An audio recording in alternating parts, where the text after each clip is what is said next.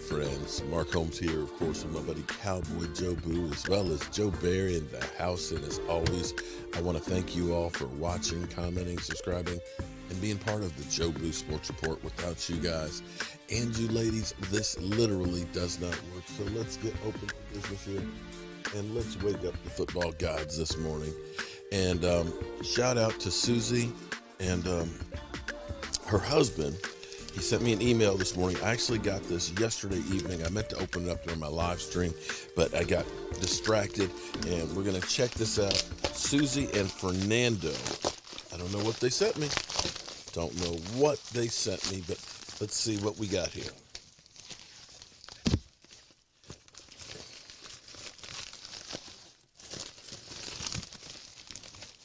Oh, there's a note. Hey, Mark. Fernie and Susie, we are sending you a Draft Magazine gift card from Starbucks for $25, Dallas Cowboys calendar, and a weekly from the Cowboys from 1994. Wow, 1994. That was, Draft Guide 21. Starbucks card. Me and my daughter are definitely going to have to go hang out at Starbucks. Oh, man. She got me hooked, or she knows how to order. Okay, I don't know how to order at Starbucks correctly. Cowboys calendar, boom. Okay, does it have a Super Bowl date on it? Okay, it does. And, I remember my dad used to actually get the Dallas Cowboys weekly news, man. January 29th, 1994. Wow. Yeah, we got to get a frame to put this up. I've actually been doing some work. My biggest problem is I don't have enough space. I need a bigger man cave. Somebody had coined the frame that this was Cowboys Smithsonian. And I have a lot of stuff that has been donated to me, like, the 77 Dallas Cowboys here, the football gods that every morning I go through here with Joseph Heatherly, Peoples Aguilar, we have that right there. Cowboys X gave me the man cave sign there. There's literally pieces. I mean, I've got the Tom Landry autograph. It's all great stuff, and I'm trying to be able to display all of it. So I kind of figured out some ways that I can consolidate a little bit and use some more of the wall. The whole thing about being married. My wife looks and says, "You got too much stuff here," and it's like it's all important to me. She's like, yeah, but you should see some walls. So I'm trying to get creative, because when we have games and we're through this pandemic, I want to have some of you fans actually being able to come over and watch a game with us here at the Man Cave. And I'm really working on getting this stuff together, and I'm enjoying it. I love this. I absolutely, you know I do. You know how much I love it. But anyway, let's get to work here, shall we? So, a couple days ago, Aaron Donald, we saw the TMZ photo. We heard that the attorney for Mr. Vincent Spriggs was going to Pittsburgh police officers to put in a file against Aaron Donald. That literally Aaron Donald had beat up my client, and we want to go ahead and get a warrant out for him for that and get him charged. What was interesting, here's what I said, okay? Now, you guys can say, oh, well, you were just spreading the lies and things. Now, hold on. Here's what I said. My thing is this. I put out there the news, okay? And I try and put it out in a way that I give you what is being reported. And you can make your own decisions. And I remember distinctively saying, here's the thing. There's three sides to every dispute. There's your side, there's my side, and somewhere in the middle lies the truth. And nobody is going to put themselves in a bad light. You're always going to tell the story so that way you sound good. So we had heard that, Mr. Spriggs said he accidentally bumped into Aaron Donald, and, they were asked to leave, and Aaron Donald jacked me up. And here's my stitches, and my face is all messed up. That's the story we got from them. And like I said, let's see what happens. Now, the bad part about this situation is people will remember the first part of it. they won't get the second part too often. So yesterday, the attorney for Aaron Donald showed a video, a surveillance video from outside. Aaron Donald was actually pulling people off of this guy. And I dare say there's a person in this video that's wanted by me. This is a person out here that is wanted by me. The guy who ended up pulling Aaron Donald out the crowd and got him away, I want him for an offensive line. I'm serious. I want that guy, because that guy took Aaron Donald, just let's get out of here. And just like that, Aaron Donald was gone. That guy should be an NFL player. So here's exactly what the attorney said. DeVincent Spriggs has apologized to Aaron Donald after claiming the Los Angeles Star assaulted him. Attorney Todd Hollis, who represents Spriggs, issued the apology on behalf of his client Friday to Bryant Reed in Pittsburgh. I want to make a statement public and to extend an apology to Aaron for what he's going through. But I clearly know this was not him, Hollis said.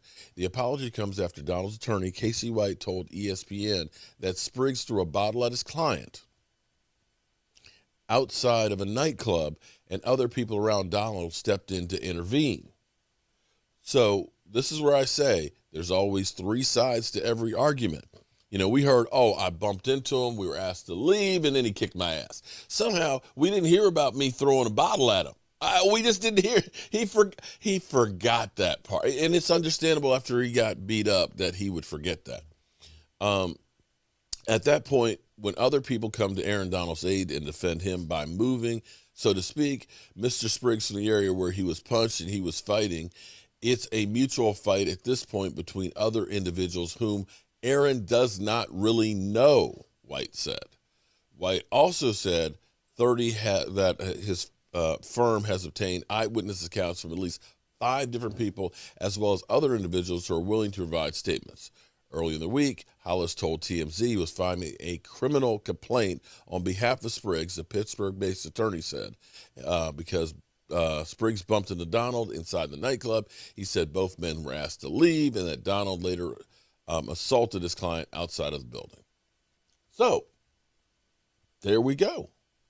That's what we got on that. So, be careful what you believe. Wait for all the stats and stuff to come out. And as I'm also talking about, be careful what you believe. There is a fallacy out there for the Dak Prescott haters. You know, they'll go through and say, you know, Dak is a garbage-ass quarterback. Dak Prescott, you can't compare him with the great quarterbacks out there. That, you know, Pat Mahomes, Josh Allen, these guys are head and shoulders above. And the way they talk, you would think that they never, ever, ever have a bad play or a bad pass, and that every drive that they do ends up in a touchdown. Right? Unlike Dak Prescott. Dak sucks. He's dink and dunk Dak. Dak throws interceptable balls. Well, here's a little nugget for you this morning. This is Pat Mahomes, who has actually been fortunate that he's got people who drop passes, because I believe it's 21 of them that should have been, this is 2020, interceptions. And I'm not saying this because I'm trying to say that Pat Mahomes is a bad quarterback. I'm not. But I'm trying to point out that quarterbacks all have bad plays, just like everybody, and that nobody is perfect out there on the field. We are actually very, very blessed as we look at this situation right now. When you think about the Eagles, who are on the fence after, you know, spending so much draft capital not that long ago to get Carson Wentz, to then have to trade him and get a ham sandwich back, and spending more draft capital in trying to get Hurts, and now we're contemplating, should we try and move up and get another quarterback? That we actually got a guy in the 4th round that plays really, really well. You think about, say, San Francisco, who paid a good chunk of money and made Jimmy Garoppolo the highest paid quarterback in the NFL. Who, and let me point out one more. I just want to put out here, because when I say something about, some of these other quarterbacks, they'll say, "How dare you talk about Dak Prescott? He's not like Josh Allen." And mind you, I want to say something, and I'm not trying to be little, because they're great quarterbacks. They are great quarterbacks. But people are going through, and they're saying that Josh Allen, oh, he's a great quarterback. He's so much better than Dak Prescott. Dak Prescott's ass. And I will say that Josh Allen ended up getting a great receiver last year in Diggs, because people will say, well, the only reason why Dak Prescott was great was because of Amari Cooper. Well, if you look at how the numbers exploded this past year for Josh Allen, it's because he got Diggs. And as you see here, I believe there was 19 or 20 interceptable passes. I mean, look at these. Look at these. Are you kidding me? Two guys had an opportunity, they both dropped it. The thing with the Cowboys is,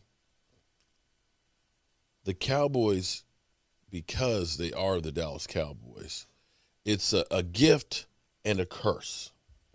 Because everything you do as a Dallas Cowboy is watched and broken down to the nth degree. And see, you don't see these because these games aren't always televised like the Cowboys. They're not always talked about. You see the highlights of Pat Mahomes. Oh, my God, Pat Mahomes, 400 yards, and another big win and everything else. Pat Mahomes is God.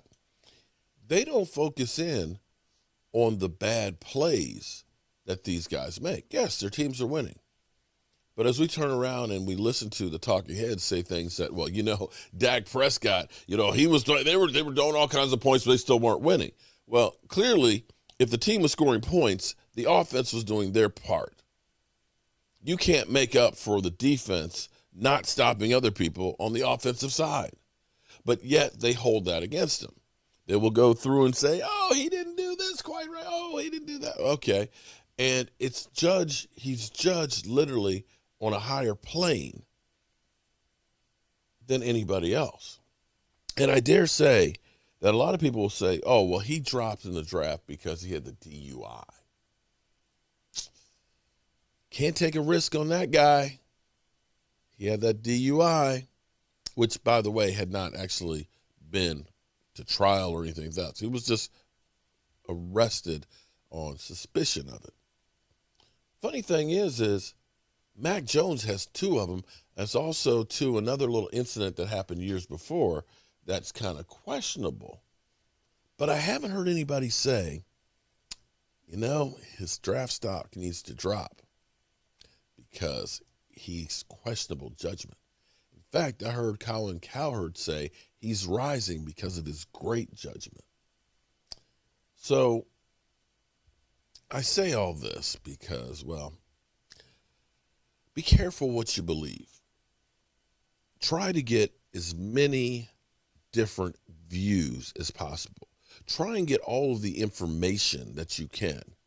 And instead of having somebody else tell you what you should believe, you make up your own mind on what you believe is real. That's all I'm saying. Like I said, there's three sides to every argument. Your side, my side, and somewhere in the middle lies the truth. I'm Mark Holmes, and, well, it's Saturday. I hope you guys have a great day. I got work to do. I've got some wrecks I got to get out. I got to build some more of these Super Bowl trophies. In fact, I got 5 of them up there I got to paint. And Skins fan all day. Dude, I got that one painted. I want to get it the hell out of here. Get in contact with me. I'm Mark Holmes, and, well, Mark Holmes here, and as always, I want to thank you all for watching, commenting, subscribing, and being part of the Joe Sports Report.